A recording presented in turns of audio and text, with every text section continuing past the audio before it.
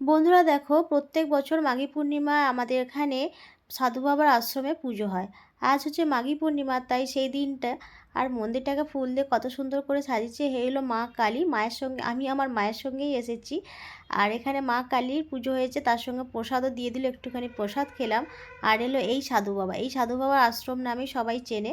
আর এখানে সেই পুজোটা হচ্ছে আর কি। অনেক লোকজন এসছে পুজো দিতে এবং প্রসাদও দিচ্ছে সবাইকে। যাই হোক, মন্দিরটা ঘুরে দেখে নিলাম। দেখে নিয়ে মন্দির পেছনের এইখানটা আজকে সারাদিন সকাল থেকে যজ্ঞ হয়েছে। যজ্ঞর সময় আসতে পারিনি, আমি অনেকটা বেলাতেই এসেছি ছেলেটাকে স্কুলে দিয়ে। তারপর আর কি যজ্ঞ হয়ে যাওয়ার পরে যে ধোঁয়া উঠছে, মা একটা টিপ পরিয়ে দিল। যজ্ঞ কমপ্লিট হয়ে যাওয়ার পর সব ভক্তরা এখানে বসে পড়েছে, প্রসাদ দেবে আর কি। ভোগ হবে, প্রত্যেক বছরই এখানে ভোগ খাওয়ানো হয়। আমরাও খাবো এবং খেয়েও নেবো আর কি। আর এখানে হচ্ছে কীর্তন চলছে, সবাই ভোগ খাচ্ছে, তার সঙ্গে নাম কীর্তনও শুনছে। বেশ ভালো এখানটা। আর তাও অনেকক্ষণ পর লাইন দিয়ে দাঁড়িয়ে থেকে থেকে মোটামুটি ভোগ খেতে বসে পড়েছি।